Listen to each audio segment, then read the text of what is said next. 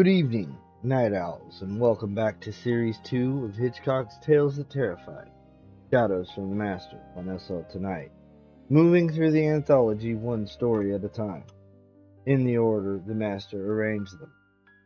Last episode, we were in Brett Halliday's territory, crime fiction, the specific horror of what people do to each other when money is involved. Human cold, as I call it. Tonight, the temperature changes again. William Hope Hodgson. Episode 12, and Hodgson is a register none of the other writers in this anthology quite match. He was English, spent years at sea as a young man, actually built a gym on one of his ships, became something of a renowned bodybuilder, gave paid lectures illustrating with his own photography about life at sea. He was, by all accounts, an unusual man. He wrote horror fiction that influenced H.P. Lovecraft directly. The House on the Borderland, The Nightland, his Sargasso Sea stories, Cosmic Dread, things that exist beyond the edges of human understanding and occasionally look back. He died at Ypres in April 1918, German artillery. He was 40 years old. The story we are reading tonight is The Whistling Room, third in his series featuring Thomas Carnacki, the Ghost Finder. Carnacki is an occult detective, which is exactly what it sounds like. A man who investigates supernatural phenomena using scientific instruments and occult ritual in equal measure. He believes in the scientific method. He also believes in things that have no place in the scientific method. He holds both beliefs simultaneously, and this does not seem to trouble him at all. The Whistling Room was first published in the Idler magazine in March 1910. The editors saw fit to advertise it with the following note. Complaints continue to reach us from all parts of the country to the effect that Mr. Hodgson's Carnacki stories are producing a widespread epidemic of nervous prostration. Our advertising manager has had to go to bed for 2 days after reading the advance sheets. Been warned. Dark corridor continues. Let's read.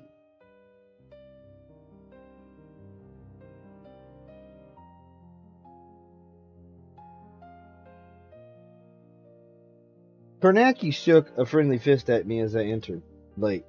Then he opened the door in the dining room and ushered the four of us, Jessup, Arkwright, Taylor, and myself, into dinner. We dined well, as usual, and equally as usual, Carnacki was pretty silent during the meal. At the end, we took out our wine and cigars to our accustomed positions, and Carnacki, having got himself comfortable in his big chair, began without any preliminary. "I've just got back from Ireland again," he said, "and I thought you chaps would be interested to hear my news. Besides, I fancy I shall see the thing clearer after I have told it all out straight. I must tell you this, though. At the beginning, up to the present moment, I have been utterly and completely stumped. I have tumbled upon one of the most peculiar cases of haunting, or devilment of some sort, that I have come against. Now listen. I have been spending the last few weeks at Ypres Castle, about 20 miles northeast of Galway. I got a letter about a month ago from Mr. Sid K. Tassock, who it seems had bought the place lately and moved in, only to find that he had got a very peculiar piece of property. When I reached there, he met me at the station and drove me up to the castle.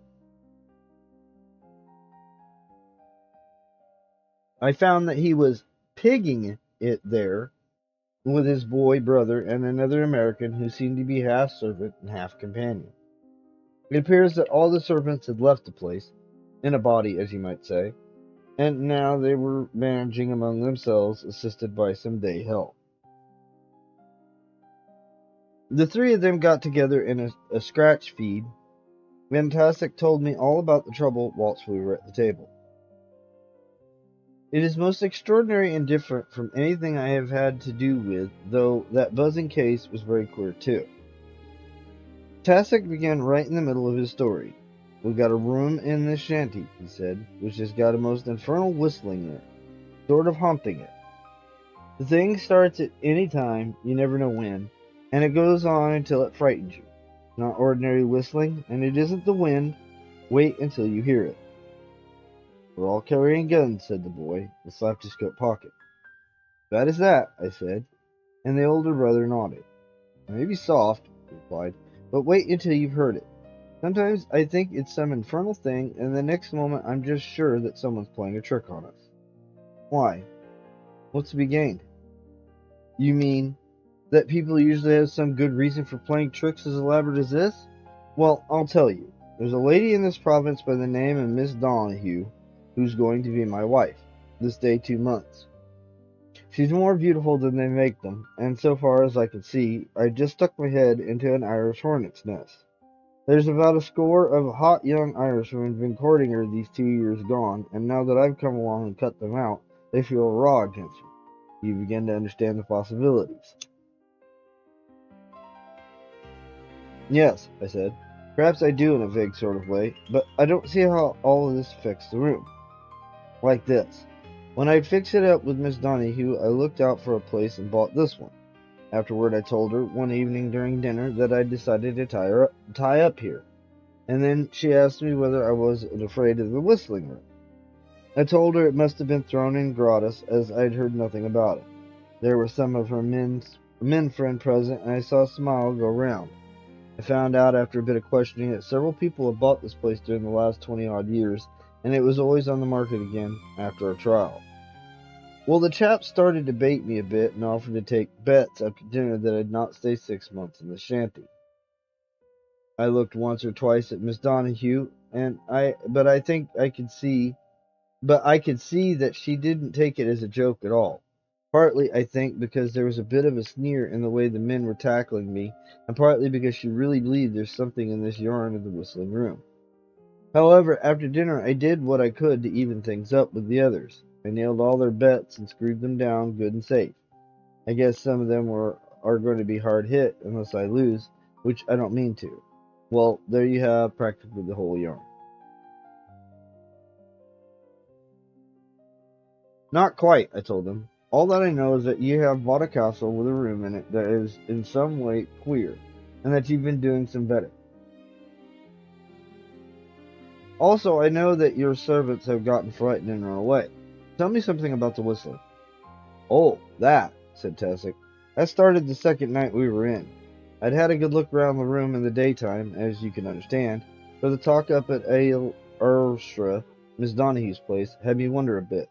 But it seems just as usual as some of the other rooms in the old wing, only perhaps a bit more lonesome feeling. But that may be only because of the talk about it, you know.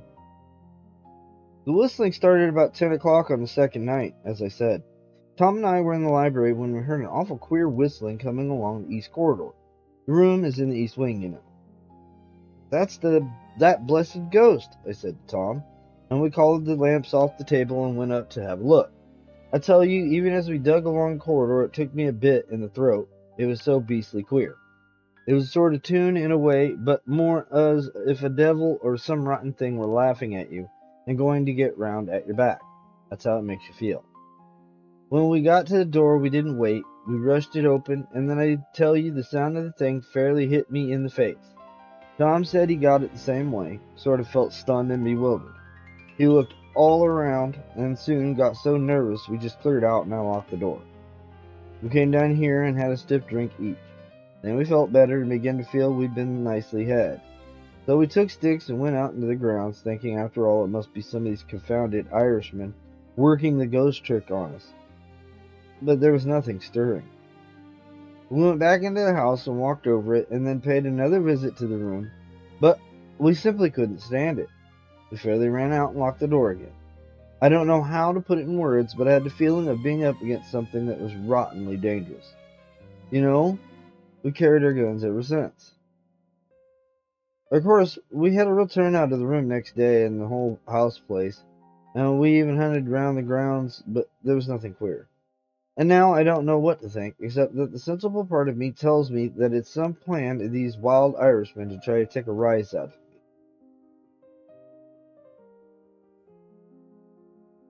Done anything since? I asked him. Yes. Watched outside of the door of the room at night and chased around the grounds and sounds the walls and floor of the room. We'd done everything we could think of, and it's beginning to get on our nerves, so we sent for you. By this, we had finished eating. As we rose from the table, Tassoc suddenly called out, "Listen!" We were instantly silent, listening. And then I heard it. An extraordinary moaning whistle, monstrous and inhuman, coming from far away through corridors to my right.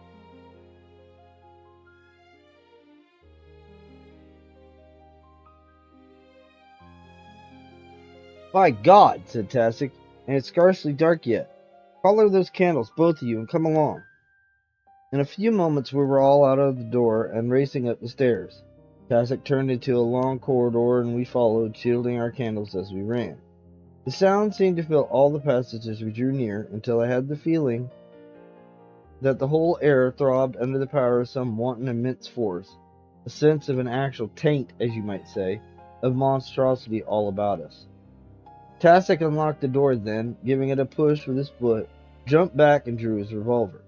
As the door flew open, the sound beat out at us with an effect impossible to explain to one who has not heard it, with a certain horrible personal note in it, as if in the darkness you could picture the room rocking and creaking in a mad, vile glee to its own filthy piping and whistling and hooning, and yet all the time aware of you in particular. To stand there and listen was to be stunned by realization. It was as if someone showed you the mouth of a vast pit suddenly and said, "That's hell," and you knew that they had spoken the truth. Do you get it, even a little bit? I stepped a pace into the room and held the candle over my head and looked quickly round. Tassoc and his brother joined me, and the man came up at the back, and we all held our candles high. I was deafened with the shrill, piping hoon of the whistling, and then, clear in my ear, something seemed to be saying to me, "Get out of here! Quick, quick, quick!" As you chaps know, I never neglect that sort of thing. Sometimes it may be nothing but nerves, but as you will remember, it was just such a warning that saved me in the Grey Dog case and in the Yellow Finger experiments, as well as other times. Well, I turned sharp round to the others. "Out!" I said. "For God's sakes, out! Quick!" And in an instant I had them into the passage.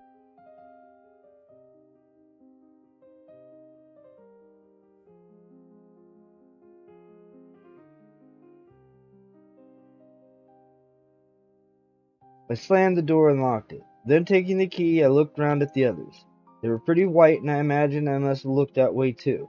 And there we stood a moment, silent. "Come down out of this and have some whiskey," said Tassoc, at last, in a voice he tried to make ordinary. And he led the way. I was the back man, and I knew we all kept looking over our shoulders. When we got downstairs, Tassoc passed the bottle round. He took a drink himself and slapped his glass onto the table. Then he sat down with a thud. "That's a lovely thing to have in the house with you, isn't it?" he said. And directly afterwards, "What on earth made you hustle us all out like that, Carnacki?" "Something seemed to be telling me to get out quick," I said. "Sounds a bit silly, superstitious, I know, but when you're meddling with this sort of thing, you got to take notice of queer fancies and risk being laughed at." I told him then about the Grey Dog business, and he nodded a lot to that. "Of course," I said, "this may be nothing more than those who would be rivals of yours playing some funny game, but personally, though, I'm going to keep an open mind.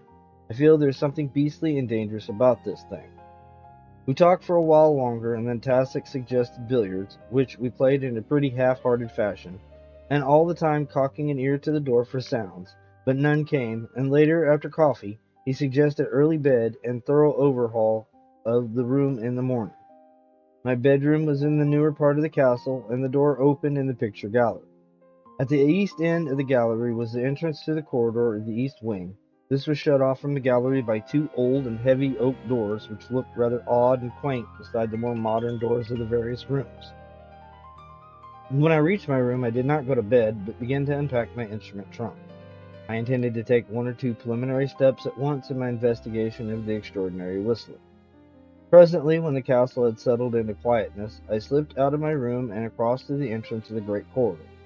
I opened one of the low, squat doors and threw the beam of my pocket searchlight down the passage. It was empty, and I went through the doorway and pushed through the oak behind me.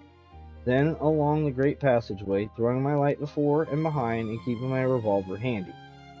I had hung a protection belt of garlic round my neck, and the smell of it seemed to fill the corridor and give me assurance, for as you all know, it is a wonderful protection against the more usual aerial forms of semi-materialization by which I suppose the whistling might be produced, though at that period of my investigation I was still quite prepared to find it due to some perfectly natural cause, for it is astonishing the enormous number of cases that prove to have nothing abnormal in them.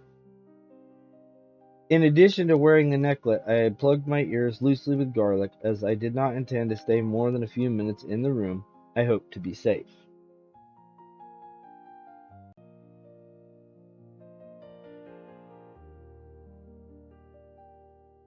When I reached the door and put my hand in my pocket for the key, I had this sudden feeling of a sickening funk. But I was not going to back out if I could help it. I unlocked the door and turned the handle. Then I gave the door a sharp push with my foot, as Tausok had done, and drew my revolver, though I did not expect to have any use for it, really. I shone the searchlight all around the room, and then stepped inside with the disgustingly horrible feeling of walking slap into awaiting danger.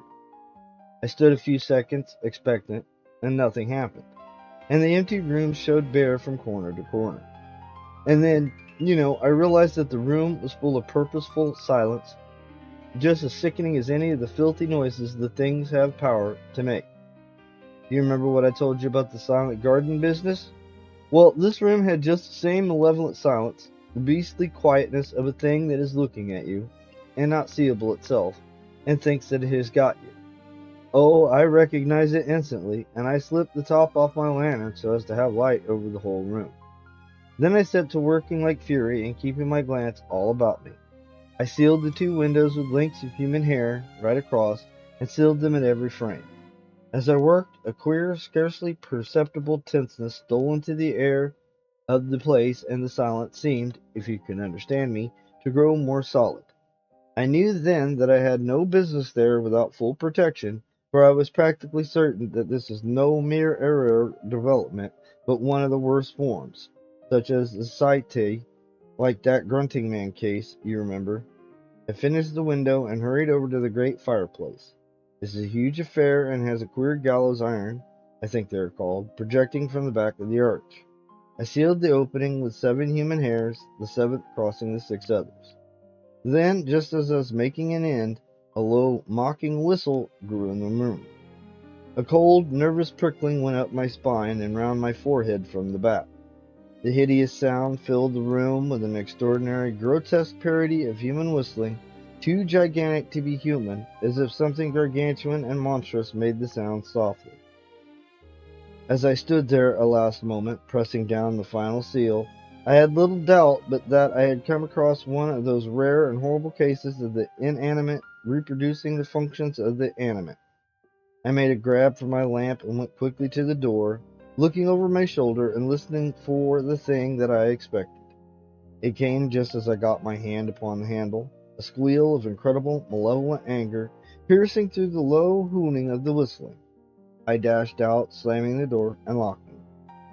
I leant a little against the opposite wall of the corridor, feeling rather funny, for it had been a hideously narrow squeak.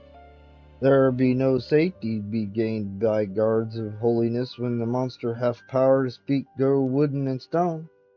So runs the passage in the Signum MS, and I proved it in that nodding door business.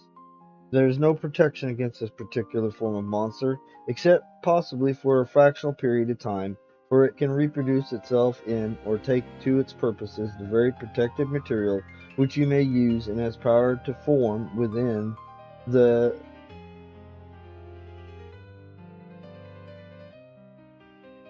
pentacle, though not immediately. There is, of course, the possibility of the unknown last line of the Sasma ritual being uttered, but it's too uncertain to count upon, and the danger is too hideous, and even then it has no power to protect for more than maybe 5 beats of the heart, as the Sigsun has it. Inside of the room there was now a constant, meditative hooning whistle, but presently this ceased, and the silence seemed worse, for there is such a sense of hidden mischief in a silence. After a little I sealed the door with crosshairs, and then cleared off down the great passage and so to bed. For a long time I lay awake, but managed eventually to get some sleep. Yet, about 2 o'clock, I was waked by the hooning whistle of the room coming to me, even through the closed doors. The sound was tremendous and seemed to beat through the whole house with a presiding sense of terror, as if, I remember thinking, some monstrous giant had been holding mad carnival with itself at the end of that great passage. I got up and sat on the edge of the bed, wondering whether to go along and have a look at the seal, and suddenly there came a thump on my door, and Tassoc walked in with his dressing gown over his pajamas. I thought it would have waked you, so I came along to have a talk, he said. I can't sleep. Beautiful, isn't it? Extraordinary, I said, and tossed him my case. He lit a cigarette, and we sat and talked for about an hour, and all the time that noise went on down at the end of the big corridor. Suddenly Tassoc stood up. Let's take our guns and go examine the brute, he said, turned towards the door. No, I said. By Jove, no! I can't say anything definite yet, but I believe that the room is about as dangerous as it well can be. Haunted? Really haunted? He asked, keenly and without any of his frequent banter. I told him, of course, that I could not say a definite yes or no to such a question, but that I hoped to be able to make a statement soon. Then I gave him a little lecture on the false rematerialization of the animate force through the inanimate inert. He began then to understand the particular way in which the room might be dangerous, if it were really the subject of a manifestation.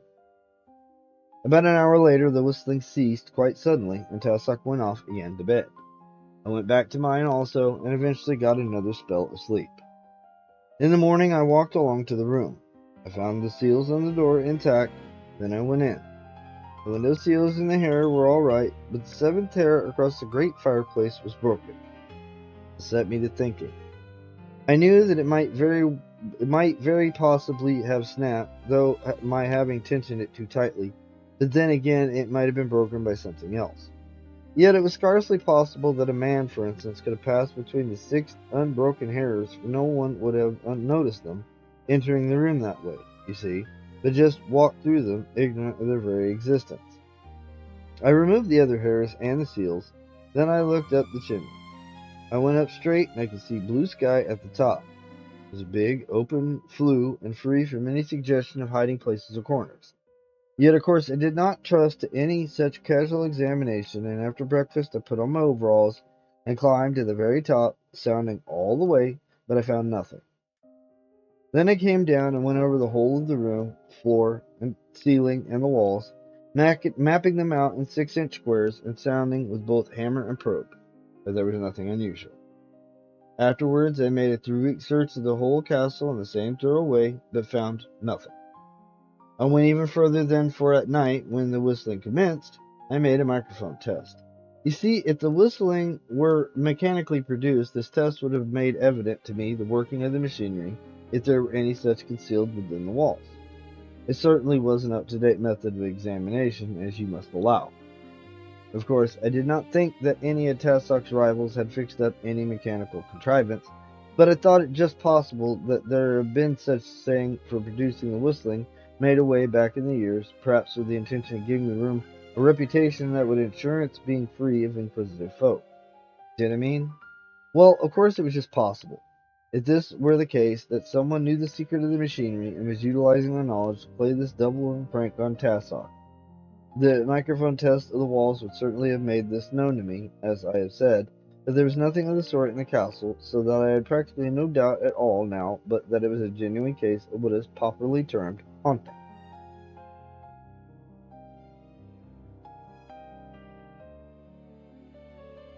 All this time, every night, and sometimes most of each night, the hooning whistling of the room was intolerable. It was as if an intelligence there knew that steps were being taken against it, and piped and hooned in a sort of mad, mocking contempt. I tell you, it was extraordinary as it was horrible. Time after time I went along, tiptoeing noiselessly on stockinged feet, to the sealed floor, for I always kept the room sealed. I went at all hours of the night, and often the whistling inside would seem to change to a brutally jeering note, as though the half-animate monster saw me plainly through the shut door. And all the time I would stand, watching. The hooning of the whistling seemed to fill the whole corridor, so that I used to feel a precious lonely chap messing about there with one of hell's mysteries. and every morning I would enter the room and examine the different hairs and seals. You see, after the first week, I had stretched parallel hairs all along the walls of the room and along the ceiling, but over the floor, which was of polished stone, I had set out little colorless wafers, sticky side uppermost. Each wafer was numbered and then arranged after a definite plan so that I should be able to trace the exact movements of any living thing that went across. You will see that no material being or creature could possibly have entered that room without leaving many signs to tell me about it. But nothing was ever disturbed, and I began to think that I should have to risk an attempt to stay a night in the room in the electric pentacle. Mind you, I knew that it would be a crazy thing to do, but I was getting stumped and ready to try anything. Once about midnight, I did break the seal on the door and have a quick look in. But I tell you, the whole room gave one mad yell and seemed to come toward me in a great belly of shadows, as if the walls had bellied in toward me. Of course, that must have been fancy. Anyway, the yell was sufficient, and I slammed the door and locked it, feeling a bit weak down my spine. I wonder whether you know the feeling. And then, when I had gotten to that state of readiness for anything, I made what, at first, I thought was something of a discovery. It was about 1 in the morning, and I was walking slowly round the castle, keeping in the soft grass. I had come under the shadow of the east front, and far above me I could hear the vile, hooning whistle of the room up in the darkness of the unlit wing. Then suddenly, a little in front of me, I heard a man's voice speak low, but evidently in glee. "By George, you chaps, I wouldn't care to bring a wife home to that," it said, in the tone of the cultured Irish. Someone started to reply, but there came a sharp exclamation, and then a rush, and I heard footsteps running in all directions. Evidently the men had spotted me. For a few seconds I stood there feeling an awful ass. After all, they were at the bottom of the haunting. Do you see what a big fool it made me seem? I had no doubt that they were there of some Tassock's rivals, and here I had been feeling in every bone that I had hit a genuine case. And then, there came the memory of hundreds of details that made me just as much in doubt again. Anyway, whether it was natural or abnatural, there was a great deal yet to be cleared up. I told Tassock next morning what I had discovered, and through the whole of every night for 5 nights we kept a close watch round the east wing. But there was never a sign of anyone prowling about. And all this time, almost from evening to dawn, that grotesque whistling would hoon incredibly, far above us in the darkness. On the morning after the 5th night, I received a wire from here which brought me home by the next boat. I explained to Tassock that I was simply bound to come away for a few days, but told him to keep up the watch around the castle. One thing I was very careful to do, and that was to make him absolutely promise never to go into the room between sunset and sunrise. I made it clear to him that we knew nothing definite yet, one way or the other, and if the room were what I had first thought it to be, it might be a bit better for him to die first than enter it after dark. When I got here and had finished my business, I thought you chaps would be interested, and I also wanted to get it all spread out clear in my mind, so I rang you up. I am going over again tomorrow, and when I get back, I ought to have something pretty extraordinary to tell you. By the way, there's a curious thing I forgot to tell you. I tried to get a phonographic record of the whistling, but it simply produced no impression on the wax at all. That is one of the things that made me feel queer.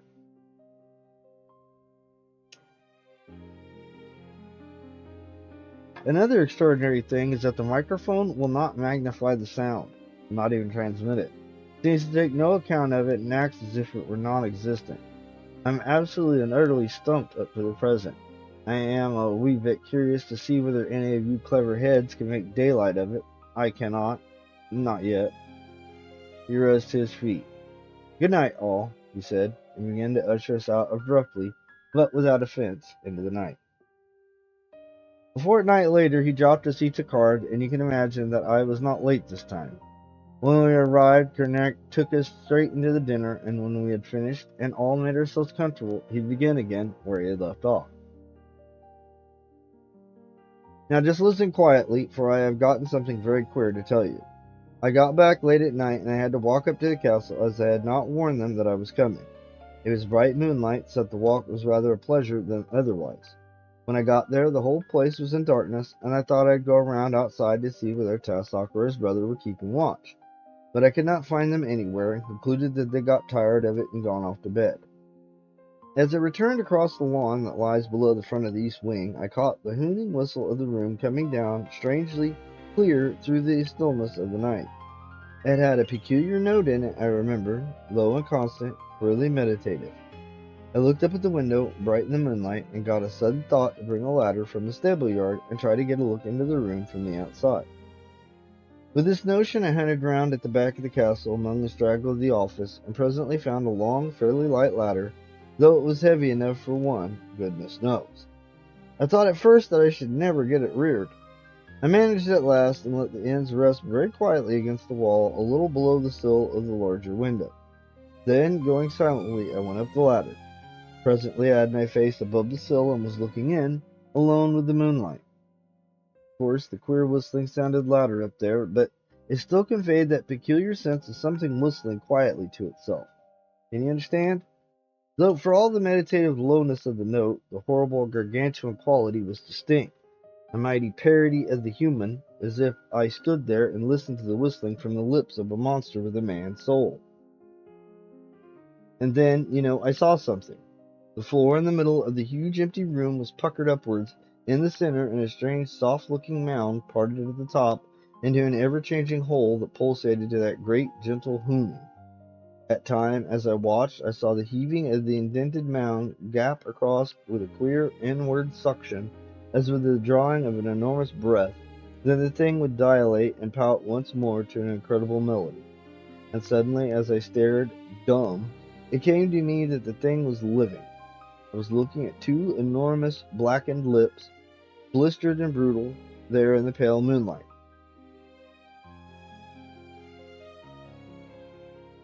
Abruptly they bulged out to a vast pouting mound of force and sound, stiffened and swollen, and hugely massive and clean-cut in the moonbeams. And a great sweat lay heavy on the vast upper lip.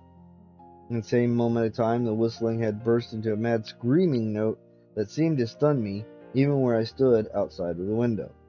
And in the following moment I was staring blankly at the solid, undisturbed floor of the room. Smooth, polished stone, flooring from wall to wall. And there was absolute silence. You could picture me staring into the quiet room and knowing what I knew. I felt like a sick, frightened child and wanted to slide quietly down the ladder and run away. But in that very instant I heard Tassock's voice calling to me from within the room for help. Help! My God! But I got such an awful dazed feeling and had a vague, bewildered notion that, after all, it was the Irishmen who had gotten him in there and were taking it out on him. Then the call came again, and I burst the window and jumped in to help it. I had a confused idea that the call come from within the shadow of the great fireplace, and raced across to it, but there was no one there. Tassock! I shouted, and my voice went empty-sounding round the great apartment. Then in a flash I knew that Tassock had never called. I whirled round, sick with fear, towards the window, and as I did so a frightfully exultant, whistling scream burst through the room. On my left, the end wall had bellied in towards me in a pair of gargantuan lips, black and utterly monstrous, to within a yard of my face. I fumbled for a mad instant at my revolver, not for it, but myself, for the danger was 1,000 times worse than death. And then suddenly the unknown last line of the Sa-Smile ritual was whispered quite audibly in the room. Instantly the thing happened that I have known once before. There came a sense as of dust falling continually and monotonously, and I knew that my life hung uncertain and suspended for a flash in a brief, reeling vertigo of unseeable things. Then that ended, and I knew that I might live. My soul and body blended again, and my life and power came to me. I dashed furiously at the window and hurled myself out head firstmost, for I can tell you that I had stopped being afraid of death. I crashed down onto the ladder and slithered, grabbing, and so came some way or other alive to the bottom. And there I sat in the soft, wet grass with the moonlight all about me, and far above through the broken window of the room there was a low whistling. I was not hurt, and went to the front and knocked. When they let me in, we had a long yarn over some good whiskey, for I was shaken to pieces, and I explained things as much as I could. I told Tassock that the room would have to come down, and every fragment of it be burned in a blast furnace erected within a pinnacle. He nodded. There was nothing to say. Then I went to bed. We turned a small army onto the work, and within 10 days that lovely thing had gone up in smoke, and what was left was calcined and clean. It was when the workmen were stripping the paneling that I got hold of a sound notion of the beginnings of that beastly development. Over the great fireplace, after the great oak panels had been torn down, I found that there was let into the masonry a scrollwork of stone with on it an old inscription in ancient Celtic that here in this room was burned Diane Tyansay, jester at King Alsoph, who made the Song of Foolishness upon King Urnor of the Seventh Castle. When I got the translation clear, I gave it to Tassop. He was tremendously excited, for he knew the old tale and took me down to the library to look at an old parchment that gave the story in detail.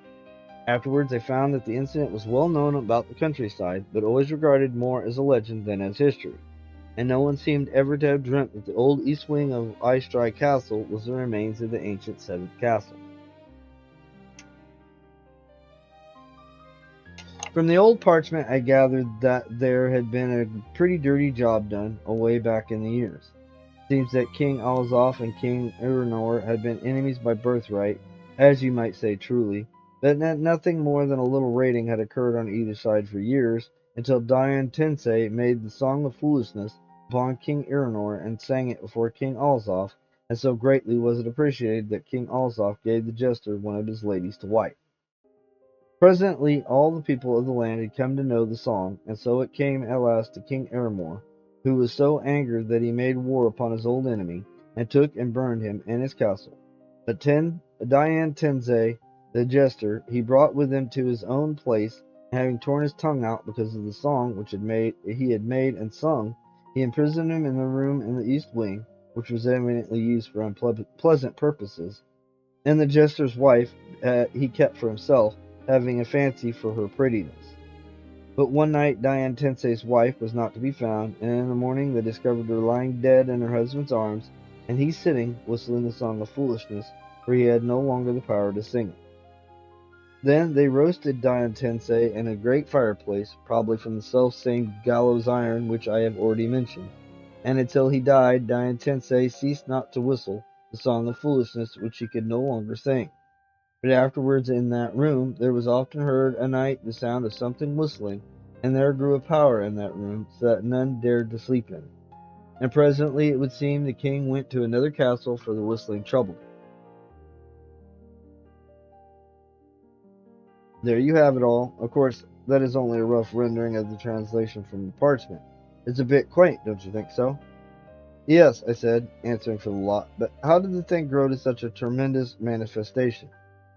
One of those cases of continuity of thought producing a positive action upon the immediate surrounding material, replied Carnacki. The development must have been going forward through centuries to have produced such a monstrosity. It was a true instance of psychic manifestation, which I can best explain by likening it to a living spiritual fungus, which involves very structure of aether fiber itself, and of course in so doing acquires an essential control over the material substance involved in it. It is impossible to make it plainer in a few words. Then you believe that the room itself has become the material expression of the ancient jester, that his soul, rotted with hatred, had bred into a monster, eh? I asked. Yes, said Carnacki, nodding. I think you put my thought rather neatly.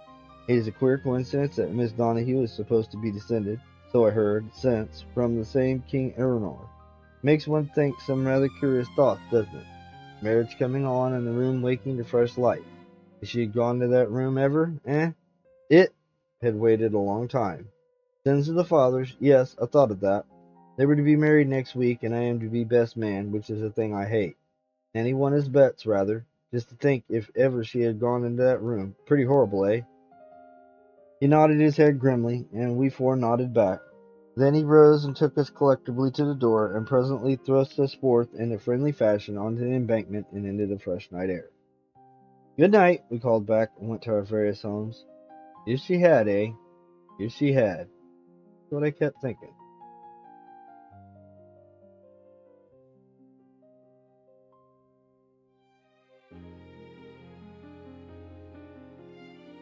If she had, if she had. Hodgson ends there, and so does Carnacki, who had shown us the edge of something and declined to show us what it is past it. That specific restraint, the horror that is implied rather than stated, the question that is asked but not answered, is one of the oldest and most reliable tools in supernatural fiction. And Hodgson uses it here with the confidence of someone who's spent a great deal of time thinking about what frightens people and why. The Whistling Room is an unusual story because its premise is genuinely absurd. A room with a giant mouth in the floor. In the hands of a lesser writer, this would be laughable. Hodgson makes it work because he earns it. 2,000 words of careful procedural investigation before anything truly impossible appears. Carnacki's method is so rational, so documented, so precisely described that when the impossible finally arrives, it lands in a landscape that has been prepared for it. The floor does not become a mouth in a vacuum. It becomes a mouth in a room that Carnacki has measured and mapped and spent nights in with his garlic and his hair tripwires and his notebook. That is the craft. Build the real world carefully enough and the impossible fits inside it without breaking anything. Hitchcock placed this story here, after Halliday's human crime, after Moore's cosmic beauty, after Goodwin's metamorphosis, and the placement tells you something about how he understood fear. It is not one thing, it is different shapes and temperatures. The corridor of this anthology keeps changing direction. Hodgson died at 40.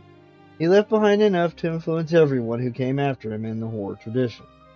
The Nightland, the House on the Borderland, Carnacki, the Sargasso Sea. Most of it still barely known outside the tradition itself.